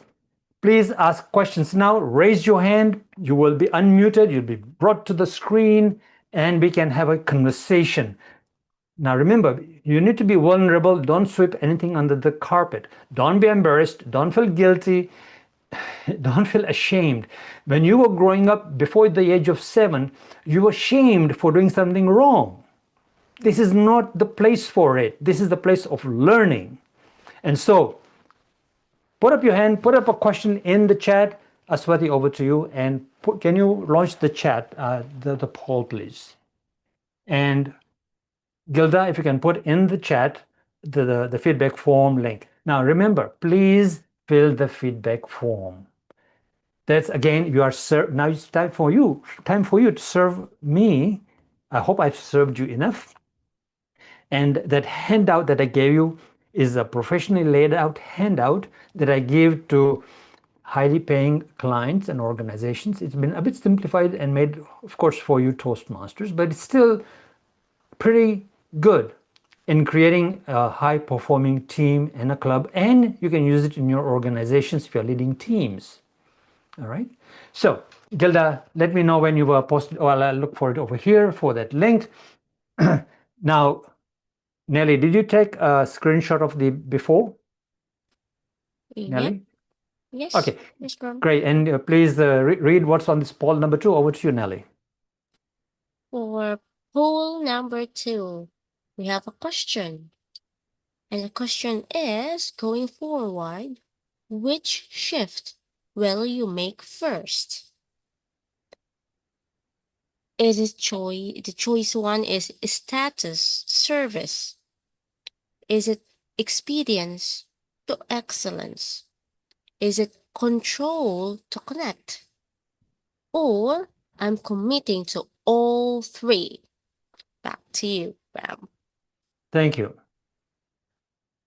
So Gilda, I want you to post the feedback form link, not the handout, the link, which is in the WhatsApp group. Yes, I will. Thank you. Right now. Thank you. All right.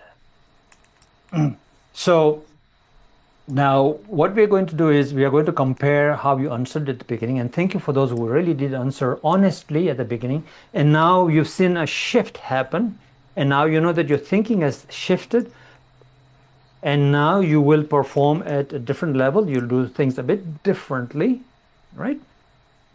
And I'm open to questions. Thank you, Yes, Altesh. Brahm. Thank you, Susanna. Okay. Sorry, yeah, over to you, Aswati. Yes, I can see one question in the chat Sure. by Romilly Morian Dele. If you are available on video, we can spotlight you. The question is, what do you do when the leadership not recognizing the elephant in the room that was raised with them? Well, when you apply what we've done here today, you will begin to see the elephant. And when you begin to see the elephant, say, oh, I see an elephant in the room. Perhaps this is why we are not progressing the way we should. These are our benchmarks that we want to achieve. This is how we need to grow, but we are not growing and achieving our benchmarks. What's holding us back? What are the obstacles? Here is what I see as the obstacles in the room. Here's what I see, and I think we could do better. We are already doing these things great, so you're using an evaluator's hat. Here are the things that we are doing great. Here, I'm beginning to see something here. I've been to a training session and wow, I learned something. Here's what I'm beginning to see. Can we use this? Do you think we can get better here? Right? Romilly, if you put on your video, we can unmute you. Zoom Master, if you can at least unmute Romilly if she can put on a video. Romilly Moraine.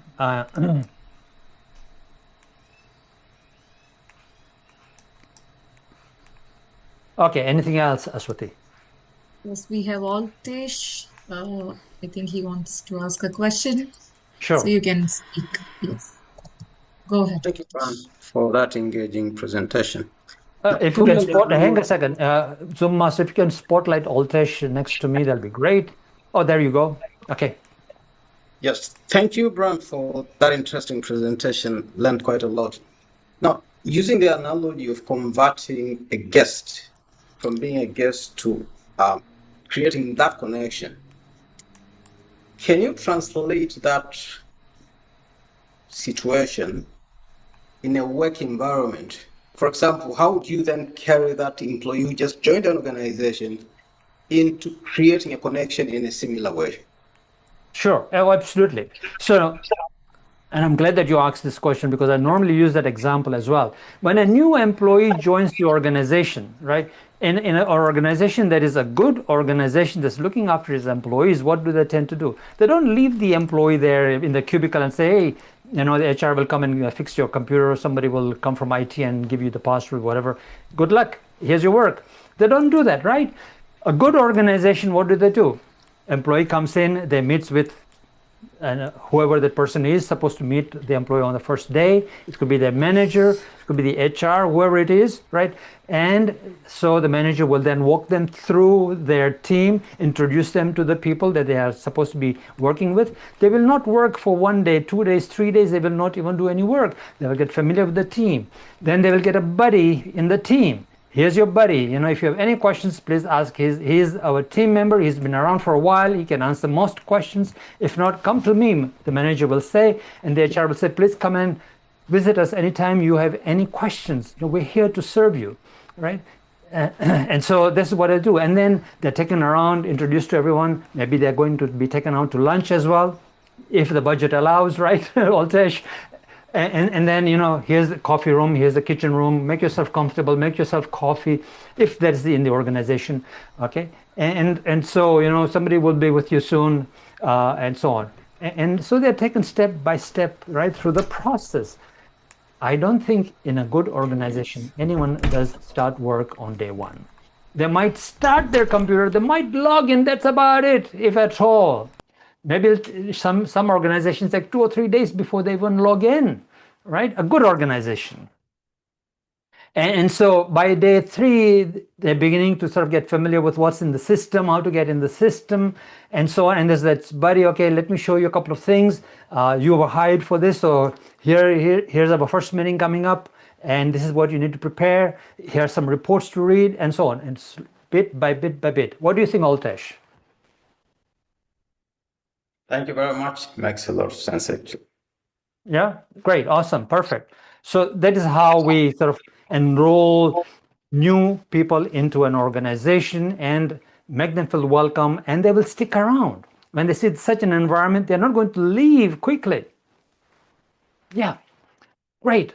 Okay, so now, while we wait for the other questions, there's the feedback form in the chat. Please, it's time for you to serve me. Begin by serving me, and then go and serve your teams and organization and employees, for your followers, your leaders, your team members, your Toastmasters Club. But first, serve me with the feedback form, please. Now, Nelly, if you can put those 2 results in the chat that we had, both of them, the screenshots, so that we know what the results were of how people have voted, right? We have one more question from Kanav. Sure. Okay. And the question is Kanav Huria. And Kanav, the question put is on your video and come on. Yeah. Kanav, if you can come on the video, we can spotlight you.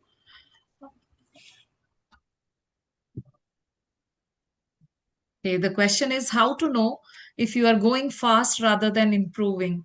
What is that point of excellence? You're probably talking of Toastmasters Club. And I know, right, when we first had the pathways, and people would say, in 1 year I did 6 pathways. I did all the 11 pathways in a year and a half. I got my DTM in 2 years. I'm the youngest person who's ever got a DTM in 6 months or whatever, right? They went very fast. And if you ask them how to run a club, they don't know how to run a club. People will go through the pathway, and then you ask them to stand up and speak, and they don't know what they're talking about. So Kanav, it is very simple, right? Have an experienced mentor, have an experienced evaluator with you to evaluate you, and tell them beforehand what you are speaking about, what you are really looking for, how you've incorporated your previous presentations evaluation now into this presentation going forward, and what else you're improving on. When you're looking at that and thinking of those improvements, the incremental minute improvements you're making along the way, then you're improving. But if you're just going fast and I've done so many pathways, so many speeches, so what? Well, what was the improvement? So it is the self-assessment because it's a self-directed program, isn't it? And if you're in an organization as well, am I getting better? Did I learn this software well? Am I creating the results in a shorter period of time? And is there excellence present? How am I presenting my results? Is it just shabbily presented, or is the spreadsheet laid out so well, nicely lined up and everything? That's what I look for. When I'm in organizations, I look for not only the work, yeah, great, it's correct work, is perfect, but how are they presenting it? Is the spreadsheet looking shabby and numbers everywhere and it's not well aligned and all that? Or is the Word document, nicely headed and all that? Or it was just typed out, right? So all those things give away where the person is coming from. How are they dressed? How are they combing their hair? Are they presentable? It gives away right away what they're going to be producing. When I used to interview people in organization, they walked through the door, I knew right away whether I was going to hire them or not. The rest was just formality. It was so intuitive. I knew whether what I was looking for was, will they connect with me and with the team members? That's all I was looking for, really. The ability to connect, the ability to communicate, not the technical skills. Technical skills I can teach anyone, right? But the skills of service and excellence, you can't teach people. Not possible.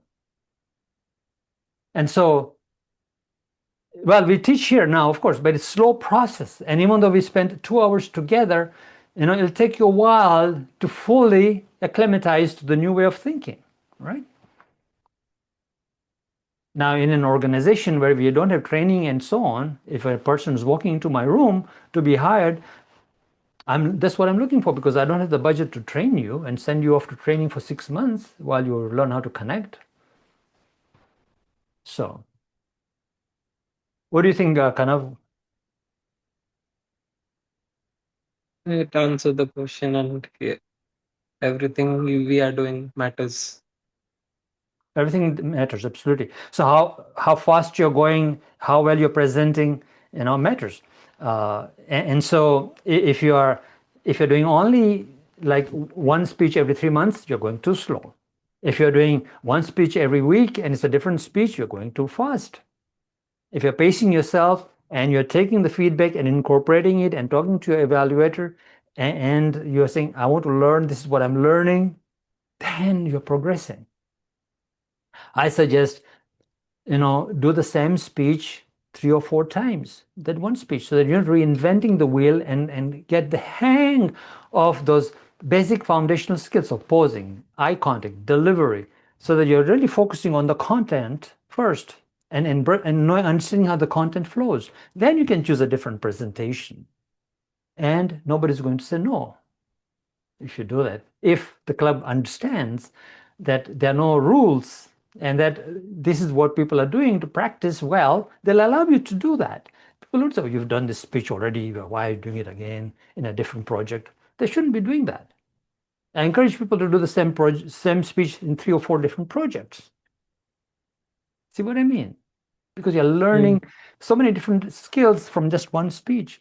Eye contact, gestures, voice, storytelling. They're all different skills with one speech. And there's so many different in level 3, right? The things that you can choose to do, right? So like that. So once you're proficient and you've gone at the appropriate speed, then you can pick up a bit of speed after that.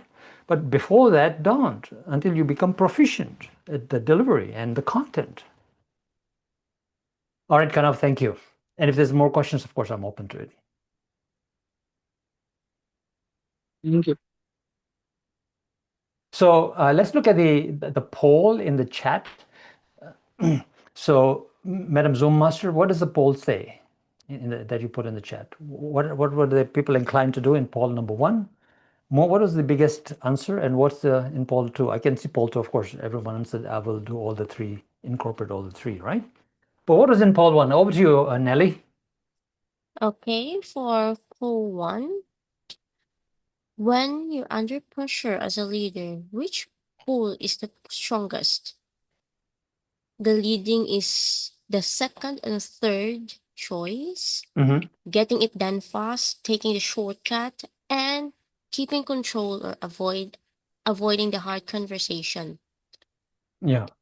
So and Is we went in depth with those things, right? As the expediency and the control part, and where connection is missing. So we did really cover those, and that's where most of the people answer. They're prone to do that because we have not been trained. Now you've been trained.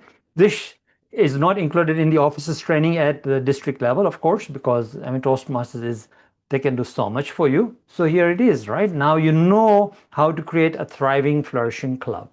Okay, talk to your districts. I'm open to coming and talking to your district.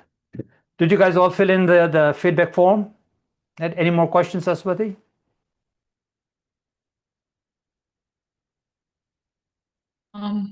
There are no more questions. I don't see any questions in the chat box. All right. Yeah. Okay, great. If anyone has any questions, you can please raise your virtual hands.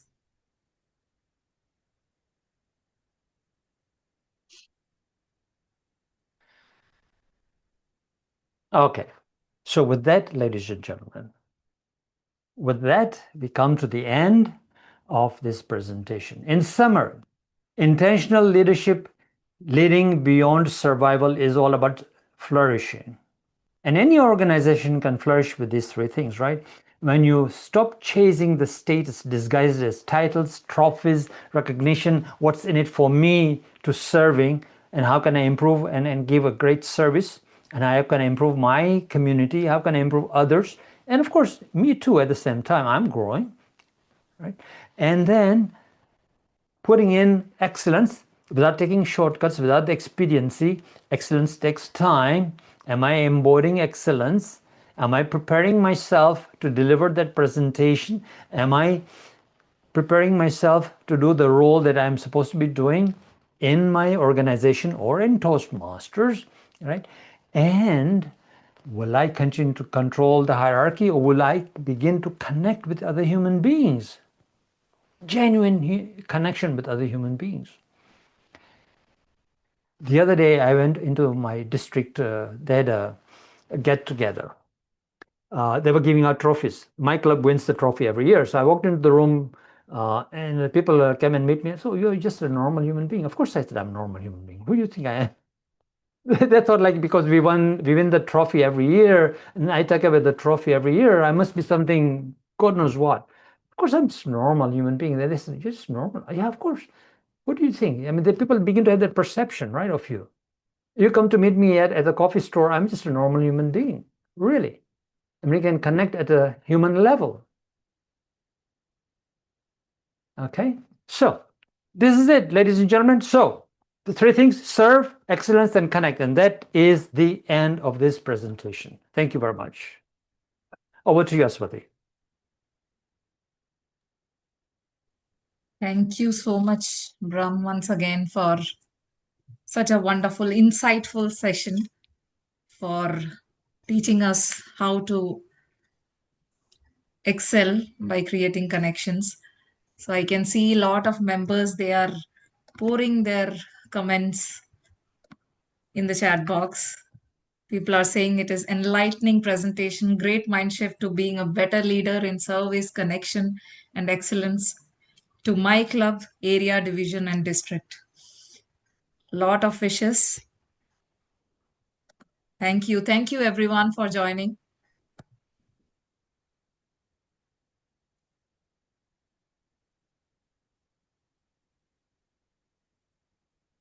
Nelly, if you Thanks, can switch Brahm, off the for a stream. great session. Sorry, couldn't show my face. Okay. We have a Mm. lot of comments. I think we need Okay, a lot of time to read all of them. thank you. And Nelly, if you can switch off the recording and the streaming as well, we have ended this.